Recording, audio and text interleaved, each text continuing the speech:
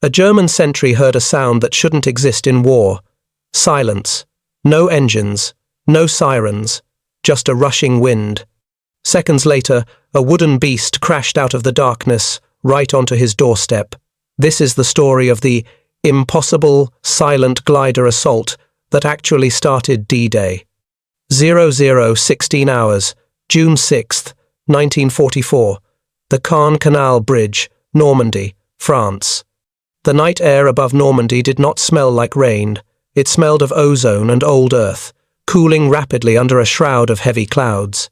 On the steel girders of the Bénouville Bridge, later to be immortalized as Pegasus Bridge, German Private Helmut Romer adjusted the sling of his Mauser rifle.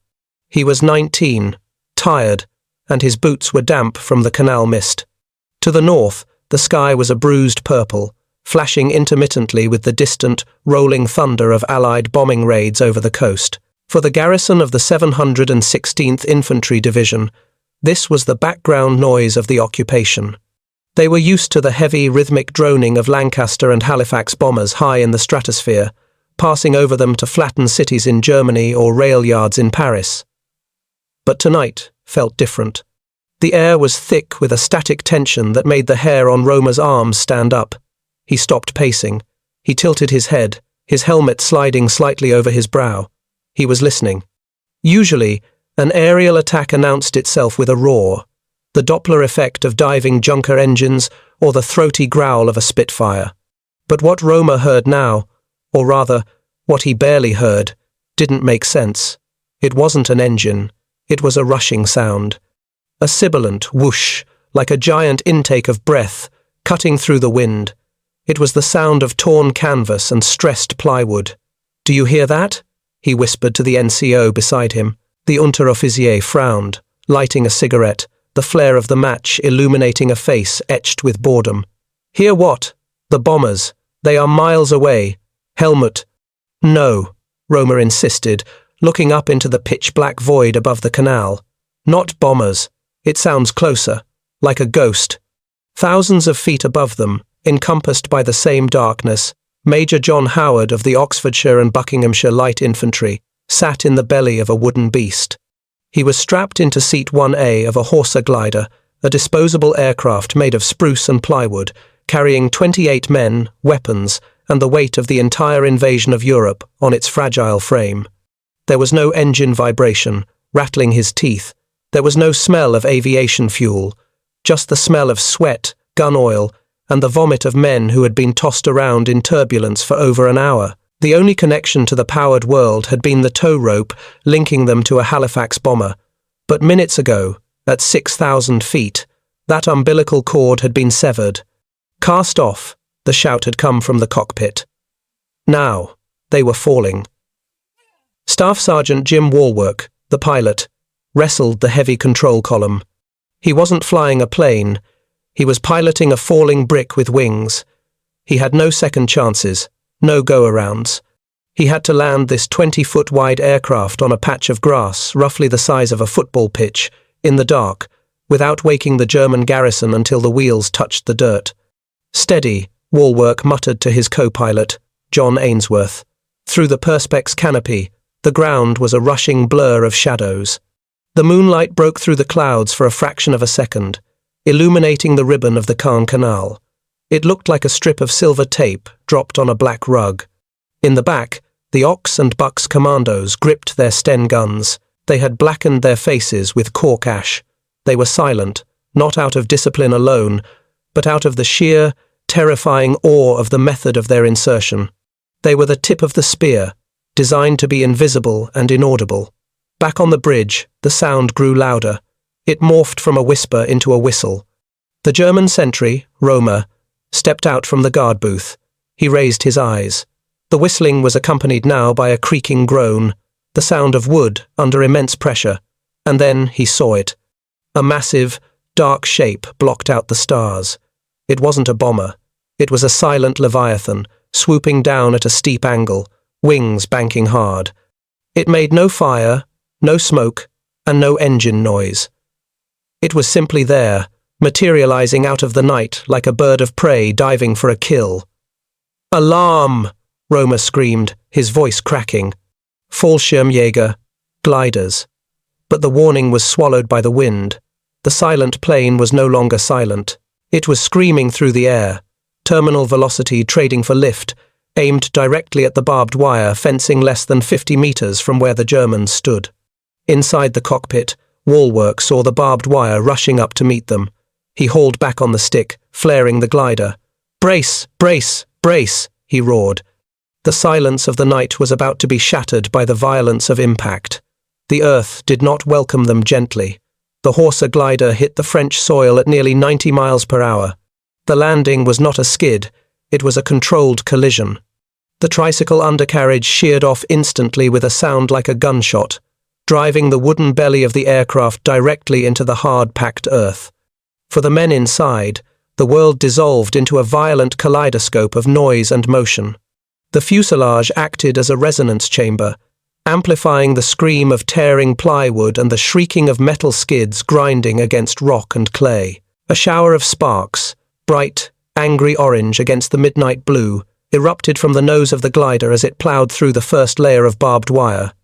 In the cockpit, Staff Sergeant Walwork and his co-pilot, Ainsworth, paid the price for their precision. As the nose of the glider buried itself into the embankment, the sudden deceleration acted like a catapult. Both pilots were torn from their harnesses and thrown bodily through the Perspex windshield, crashing into the darkness outside. The glider groaned, shuddered, and finally came to a halt with a lurch that threw the 28 commandos into a heap of limbs, Sten guns, and ammunition crates. For a heartbeat, there was silence. Absolute, ringing silence.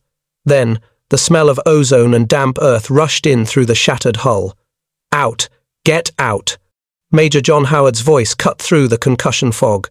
He scrambled up, shaking the dizziness from his head. His helmet was askew, but his grip on his weapon was iron. They had stopped. They were alive. And if Walwork's calculations were right, they were sitting right on top of the enemy. 50 yards away, on the bridge, Private Helmut Roma stood frozen, his rifle halfway to his shoulder. He was blinded by the sudden cascade of sparks that had just erupted from the darkness. To his eyes, it didn't look like an invasion. It looked like a catastrophe. A bomber, perhaps, stricken by flak, skipping across the earth like a stone on water. "What was that?" the NCO shouted, ducking as if expecting an explosion. "A crash," Roma stammered. "A plane crash." They hesitated. That hesitation was the margin of victory. The German garrison was trained to repel paratroopers, dropping from the sky or infantry storming from the beaches. They were not trained to react to a bus-sized wooden aircraft silently skidding up to their front door. They assumed the noise was an accident, a piece of debris from the air war raging miles away. But the debris was moving. From the splintered carcass of glider number 1, shadows began to detach themselves. Lieutenant Den Brotheridge, the commander of the 1st platoon, was the first man out. He didn't check for injuries. He checked his bearings. He saw the looming silhouette of the bridge's steel superstructure against the sky. Walwork had done the impossible. He had put them down 47 yards from the objective. "Platoon 1, with me," Brotheridge hissed. The commandos moved with the terrifying fluidity of men who had rehearsed this moment until it haunted their sleep. They didn't run. They flowed. They knew exactly where the barbed wire was. They knew exactly where the machine gun pits were. They moved low, bent at the waist, their blackened faces merging with the tall grass. 2 more distinct rushing sounds tore through the air above. Whoosh! Crack! Thud! Glider. Number 2 slammed into the earth a few hundred yards away. Then number 3. The rest of the strike force had arrived. The element of surprise was evaporating with every second, replaced by the chaotic reality of a multi-point crash landing. On the bridge, the realization hit Roma like a physical blow. He heard the metallic clack-clack of bolts being pulled back. He heard the heavy rhythmic thud of boots sprinting on turf. "Soldiers!" Roma yelled, finally raising his Mauser and firing a shot blindly into the dark. The crack of the rifle shattered the last remnants of the night's peace. Alarm, feigned alarm. A flare went up, bathing the canal in a stark, wavering magnesium white. The light revealed the nightmare scenario for the defenders. The crash wasn't a pile of burning metal. It was a disgorging nest of British troops, already sprinting toward the trenches. "Pillbox!" Howard roared from the rear. "Suppress that pillbox!" The silence was gone. The air was suddenly thick with the zip-zip-zip of Sten gunfire and the heavy, chugging retort of the German MG-42 opening up from the far bank. Tracers began to stitch lines of red and green across the canal, reflecting in the black water below. Brotheridge didn't stop. He pulled the pin on a grenade, his eyes fixed on the machine gun pit guarding the near side of the bridge. He was running straight into the teeth of the German defense, the first Allied soldier to lead an infantry assault on D-Day. The war had officially begun. The grenade left Lieutenant Den Brotheridge's hand, a dark blur against the magnesium glare of the flare. It arced perfectly through the firing slit of the machine gun post. Crump. The explosion was muffled, contained within the concrete throat of the pillbox. Smoke belched out, and the rhythmic chugging of the MG-42 was instantly silenced. Brotheridge didn't wait for the smoke to clear. He vaulted the low sandbag wall, his Sten gun raised, shouting for his section to follow. But the German defense was a hydra, cut off one head, and another snaps back. From a slit trench to the right, a second Spandau machine gun opened up. The sound was distinct, not the rat-a-tat of Allied weapons, but the terrified ripping canvas sound of 1,200 rounds per minute. Brotheridge, caught in the open, on the tarmac of the bridge approach, jerked violently. He was spun around by the impact, collapsing onto the French road. He lay still, the first Allied soldier to die by enemy fire on D-Day, just meters from the objective he had trained months to capture. "Den is down. Get some covering fire," screamed Corporal Wally Parr. Parr didn't seek cover. He raised his Sten and poured a long, angry burst into the darkness toward the muzzle flash. Beside him, the rest of 1st Platoon surged forward, a wave of khaki and grit. They weren't fighting for ideology in that moment. They were fighting because the man who had led them through every drill and every nightmare was lying on the asphalt. The skirmish descended into a brutal, intimate brawl. This was trench warfare at point-blank range. The British commandos jumped directly into the German slit trenches, landing on top of the defenders. It was a chaotic symphony of noise, the crack of grenades, the dull thud of rifle butts meeting helmets, the screams of men surprised in their sleep, now fighting for their lives in their underwear and tunics. Grenade. A stick grenade tumbled out of a dugout. Private Charlie Gardner kicked it aside instinctively and fired a burst into the hole. The explosion showered them with dirt, but they kept moving. They flowed over the bridge like water, aggressive and unstoppable. Behind them, Major John Howard was moving toward the gliders to coordinate the next wave. He saw the sappers, the Royal Engineers attached to his unit, sprinting past the firefight. Their job was arguably more dangerous than the infantry's. They had to ignore the bullets whizzing past their ears and hunt for the wires. "Check the underside," Captain Jock Nielsen, the sapper commander, yelled. "Find the charges." The Germans had wired the bridge for demolition. If Roma or any of the surviving sentries managed to reach the detonator, the entire operation, and potentially the invasion itself, would be blown sky high. Nielsen scrambled down the muddy bank of the canal, splashing into the water. His hands frantically traced the cold steel girders, feeling for the telltale texture of plastic explosives or the cold line of a fuse wire. Above him, the firing began to die down. The German resistance, shocked by the vertical envelopment and the ferocity of the assault, was crumbling. The garrison broke. Those who weren't cut down in the trenches threw their hands up or fled into the darkness of the village of Benouville. On the bridge, silence threatened to return, but it was a heavy, panting silence. The air reeked of cordite and hot metal. Clear, the shout came from the far bank, far side clear, near side clear. Howard stood in the center of the road, his heart hammering against his ribs. He looked at his watch.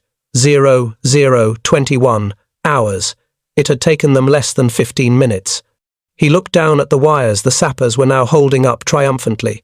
They had been cut. The explosives had been removed. The bridge was intact. But the relief was short-lived. Howard knew this was only the prologue. The gliders had delivered them, and the element of surprise had won them the bridge. But now, the element of surprise was gone. Every German radio in Normandy was currently screaming about paratroopers and gliders. The 21st Panzer Division was stationed only a few miles away. Perimeter defense, Howard ordered, his voice cutting through the adrenaline haze of his men. Get that Piat up here. They'll be coming back with tanks. Dig in. As the commandos scrambled to turn the German defences around to face their former owners, a lone radio operator began tapping out the code words that would tell London the impossible had been achieved. Ham and jam. The British held the bridge. Now, they just had to survive the night. The victory at 00:21 hours was absolute, but precarious. Major John Howard knew that capturing the bridge was only half the mission.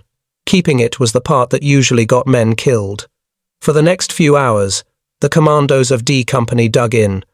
They turned the German slit trenches into British defensive positions, facing south towards the looming threat of Caen. They were a light infantry unit, armed with Sten guns, Bren light machine guns, and grenades, sitting on a strategic choke point that the entire German 7th Army would soon be desperate to reclaim. The silence of the Normandy night returned, but it was no longer the peaceful silence of the countryside. It was a heavy, expectant void, punctuated by the groans of the wounded and the distant, dull thud of naval artillery beginning to pound the coast miles away. At 01:30 hours, the ground began to tremble. It wasn't the vibration of an aircraft this time. It was a deep, rhythmic thrumming that travelled up through the boots of the men lying in the wet grass. Tanks, Sergeant Wagger Thornton whispered. He was positioned near the T-junction at the end of the bridge, cradling a PAAT, projector, infantry, anti-tank. The Piat was a crude, spring-loaded weapon that launched a heavy, shaped charge bomb. It was heavy, difficult to cock, and had an effective range of barely 100 yards. It was a slingshot against a giant. From the darkness of the village of La Porte, the shape of a German tank emerged. It was a Panzer IV, accompanied by half-tracks. The squeal of its tracks on the tarmac was deafening in the quiet night. The commander's hatch was open, the German officer scanning the darkness, unaware that the shadows ahead were filled with British paratroopers. Thornton held his breath. He let the tank come closer. 50 yards, 40, 30. If he missed, the tank's machine guns and main cannon would shred his position in seconds. He squeezed the massive trigger. A heavy thwack resonated as the spring released, hurling the 3-pound bomb through the air. It struck the tank square in the side. The explosion was blinding. The shaped charge burned through the armor, igniting the ammunition inside. A pillar of flame erupted into the sky, turning the steel beast into a burning roadblock. The accompanying infantry, blinded by the fire and terrified by the sudden ferocity of the ambush, retreated into the night. "Good shot, Wagger," someone shouted from the ditch. The burning tank became a beacon, illuminating the bridge for the rest of the night, a warning to the Germans that the silent invaders had teeth. The hours dragged on. Dawn broke over a grey, smoke-filled landscape. Snipers began to trade shots across the river. Ammunition ran low. The men were exhausted, running on adrenaline and benzodrine, their faces caked in camouflage, paint and sweat. They listened intently to the north, straining to hear the sound of battle from Sword Beach. Then, around 1300 hours, a sound cut through the crackle of rifle fire. It was so incongruous, so absurd, that for a moment, the men in the trenches stopped firing to listen. It wasn't the roar of a tank, it wasn't the drone of a plane, it was the high, skirling wail of bagpipes. Walking casually down the road toward the bridge, flanked by green-beretted commandos, was Brigadier Lord Lovat. And marching beside him, playing blue bonnets over the border, was his personal piper, Bill Millin. They walked upright, ignoring the sniper fire that kicked up dust around their boots. It was a display of swagger and defiance that seemed to belong to a different century. "Sorry we're late," Lovat drawled as he greeted Major Howard at the bridge, checking his watch. A little traffic on the beach. The relief was palpable. The link-up was complete. The airborne troops had held the left flank of the invasion. The silent planes had done their job. Major John Howard looked back at the shattered remains of the gliders, still resting where they had crashed hours ago. The plywood was torn, the canvas shredded, but they had delivered their cargo with a precision that defied belief. Because a German sentry had heard a silent plane and hesitated, and because 28 men had dared to ride a wooden kite into the heart of enemy territory, the panzers had been stopped. The invasion route was open. The silent assault was over. The liberation of Europe had begun.